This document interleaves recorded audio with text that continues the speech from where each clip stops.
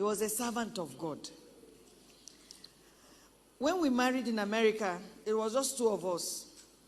Of course, the American culture, we did everything together. But Pastor did it with joy.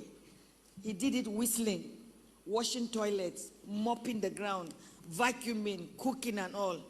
When I had blessing, it was only two of us in the room. He held her more than me, and at night he would bring her cot to his side to make sure she was breathing and to take care of her so I could sleep.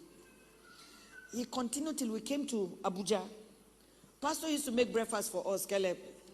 On Saturdays, Helen, remember, Pastor will cook for us. He will cut oranges, he will do eggs, he will do this, he will do that. He will serve it on the table and come and knock on our doors to come and eat. And he will pack the plates to the kitchen. Pastor always ate and took his plate to the kitchen. Pastor fixed our bed. Pastor cleaned till he died. I will never forget one scene. By now, cancer had. So who sent me? I mean, they sent myself, I mean, they cry alone. Pastor was so sick. By now, he was losing his memory, his sight, his everything. And he vomited. And the vomit was so strong, some of it came out in his pant.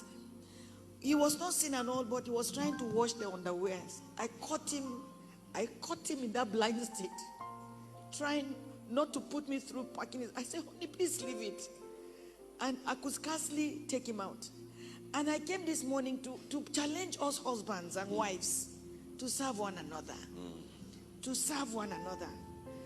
I will not remember 99% of the messages Pastor Ina preached, but I will never forget his kindness. I will never forget his kindness. I'll never forget his servanthood. And I've told you over and over how every day, Pastor will come back. When he was going to work, he will stand and say, honey, is there anything you want for me to do for you today? Every day. And there were times he would have gone and I would have forgotten it. Maybe 5 minutes later, I will hear him coming, running back to the room. I say, honey, what did you forget? He said, oh, I forgot to ask if there's anything you want for me to do for you today. That's the man I married.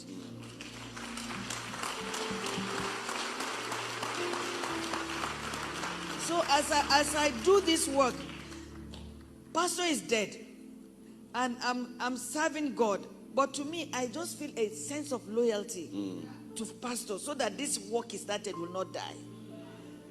I want to challenge every man. Some of you, the last time you picked a plate was when you left your mother's house. Your wife has become your glorified house help. You are just a boss in your house. Unboss yourself. Unboss yourself. Unboss yourself. It's a big life. It's a big life when a man cleans. When a man changes diapers. For boys, of course, don't change your girls' diapers. When a man washes. Pastor, till today, I don't have a washing machine and a dryer in the house. From culture, just from... we wash our panties, my panties and Pastor's. Any of us could wash it. It was not a big deal. Pastor was not a boss. And those of you, how many of you met Pastor Ina? Let me see your hand. Am I telling the truth about Pastor? Pastor will stop and greet people. Pastor was not a boss. That's my first story, Pastor.